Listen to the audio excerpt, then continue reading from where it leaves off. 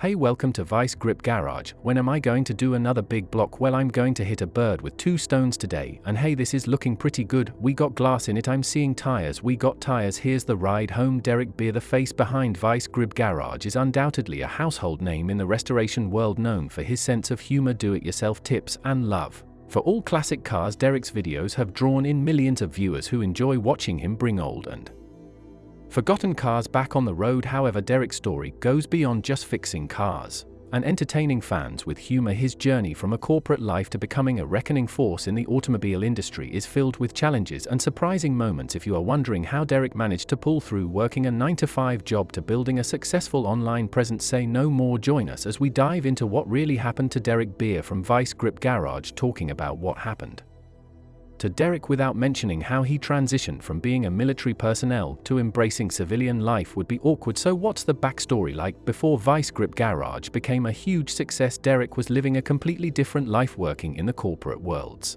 But not many people know that Derek was once in the military, where he served his nation for some years before he called it quit. His major reason for joining the military is what many people know him for today: freedom. He deeply believed in freedom, justice, and democracy, and felt the need to protect those values with all his might. Also, growing up and seeing Vezinta had served and sacrificed for the country inspired him to do the same. Additionally, Derek has a knack for adventure, and the military was the perfect place to go. After making up his mind, he was left with which of the armed forces to join, as he had options to join the Navy, Air Force, Marines, or Army. Without hesitation, Derek settled for the Army, since their wide range of career options focuses on teamwork and opportunities for growth. But enlisting in the Army isn't a bed of roses. It comes with its challenges. One of such that Derek had to go through was a tough selection process that included physical and medical tests, aptitude exams, and interviews. After completing the strenuous training, Derek was evaluated for his military occupational specialty, and thanks to his strong academic background in technology, he was assigned the role of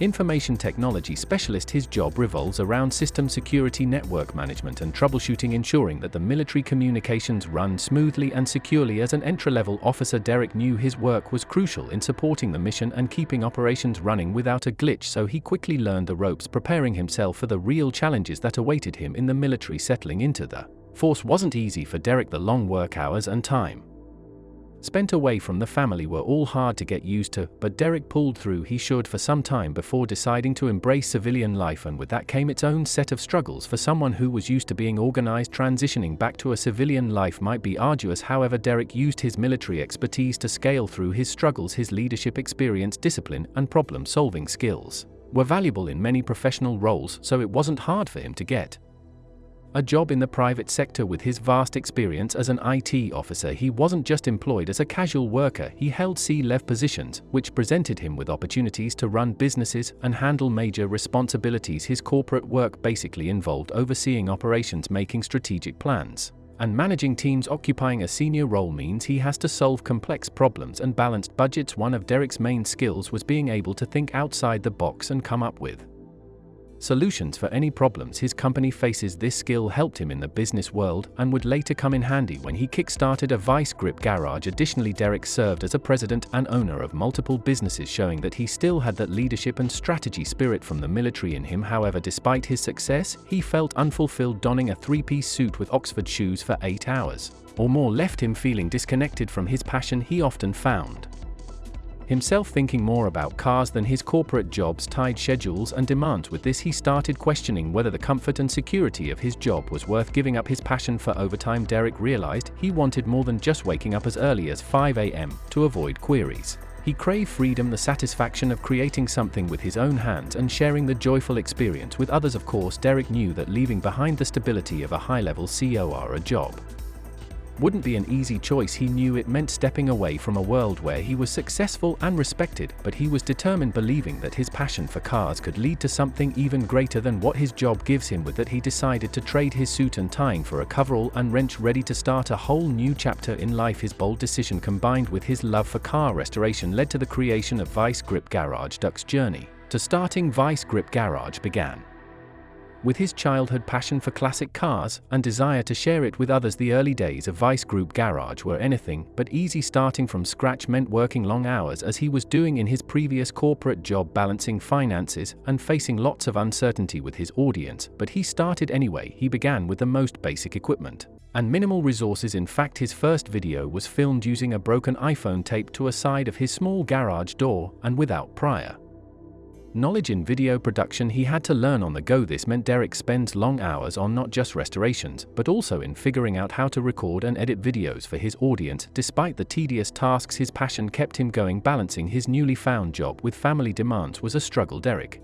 and his wife Jessica, who also worked a full-time job, spent most of their evenings filming. Being human, there were times when he doubted if all his hard work would pay off, but his wife's support and belief in his dreams kept him motivated. His corporate job experience also came in handy for him as he started to build his YouTube channel. He knew to organize, plan strategically, and make important decisions that helped grow his channel. His first set of videos featured him working on old forgotten cars that were not high-end cars seen in other TV shows, but everyday classics that people could relate to. Derek's honest and unique approach to restoration set him apart from others in the field. While other restorers mostly show the positive side of their restorations, Derek, on the other hand, wasn't afraid to show the messy side of his work, and the moment things don't go as planned, he comes up with a creative solution to combat the problem. As more videos were posted, Vice Grip Garage started to build a following thanks to Derek's sense of humor and budget-friendly ways of fixing cars. Instead of using expensive spare parts, he settles for the affordable parts, ultimately making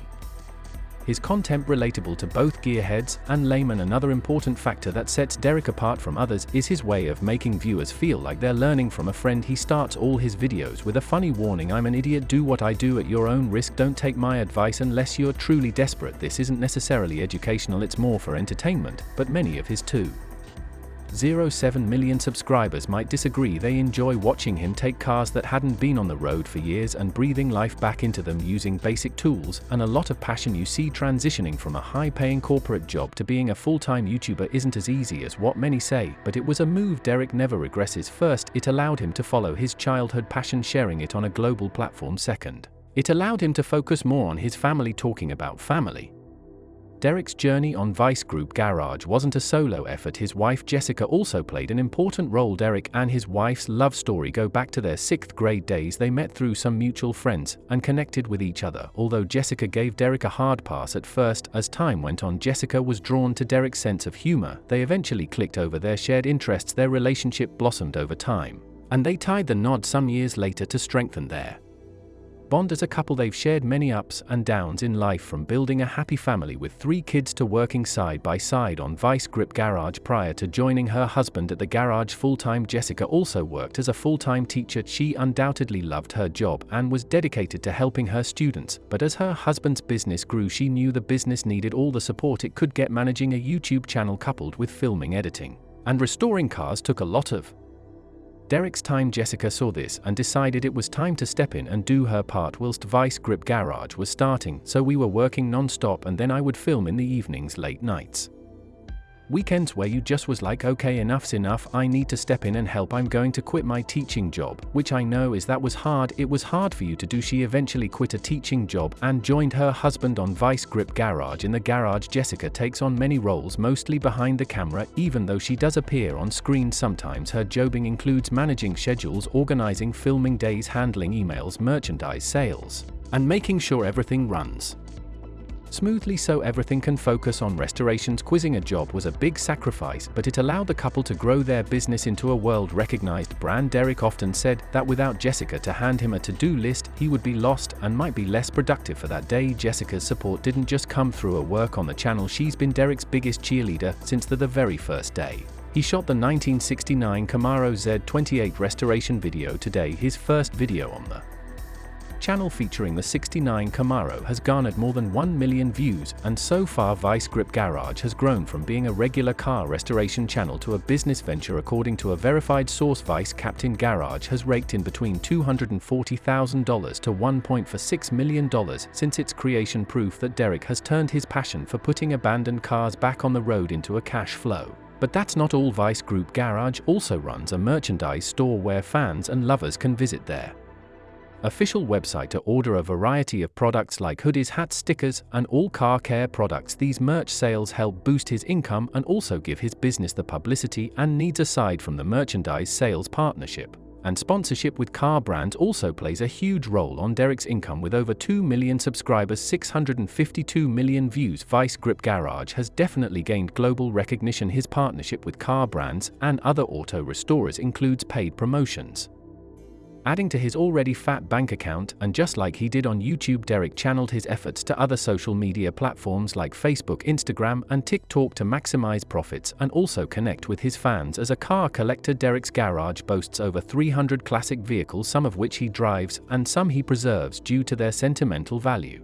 But one major source of income for him is car flipping. He restores the classic car without breaking the bank and sells it at an affordable rate to his audiences. This doesn't just bring in money for him, but also helps him showcase his restoration skills, bringing abandoned cars back to life. Additionally, Derek, being a fan favorite, attends car shows, public events, and fan meetups where he links up with his audience in real time. These events allow him to meet up with like-minded people and promote his brands, ultimately boosting his income through merchandise sales and paid speaking sessions. All his income streams allegedly generate more than $500,000 per annum, showcasing how Derek successfully transitioned from a 9-to-5 job to being a YouTube sensation. Even though the success story began with Vice Grip Garage, it doesn't end there. Running a popular YouTube channel doesn't just fetch Derek money, it's also opened up numerous opportunities for him. One of such is him appearing on other TV shows. A notable mention is Roadworthy Rescues, a show where he finds old abandoned cars and restores them. Of course, the journey to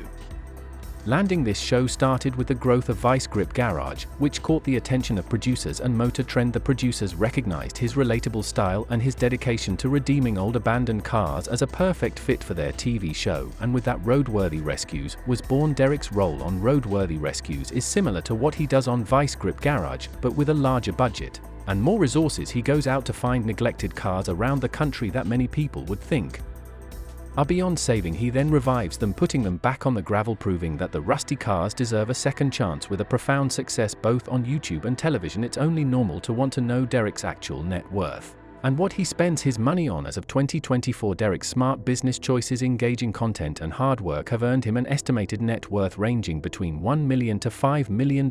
Despite his wealth, Derek's lifestyle isn't flashy in the typical sense. In fact, he only spends money on family and classic cars that are meant to feature on his channel. Also, he invests a lot on tools and equipment needed in his garage. With these, he improves the quality of his restorations, making his job easier. When it comes to his family life, Derek focuses on comfort rather than extra and luxury. He and Jessica chose a lifestyle that supports their family's needs, while still allowing room for things that make them happy. For instance, Derek's garage is a vital part of their home setup, as it was where all the magic happens and the bedrock of their cash flow, so they make sure to upgrade it from time to time away from work. Derek and Jessica also use their wealth to foster the family's relationship. The kids cherish road trips, outdoor events, and car shows, so they make sure to satisfy their cravings without breaking the bank. One thing about Derek is that he makes a reasonable amount of money to live large, but he prefers to diversify his portfolio rather than spend on frivolities. Due to that, Derek moved his family from Minnesota to Tennessee just to save up money. He discovered that the two locations differed in terms of weather and living expenses. The latter was a better option for him and his family,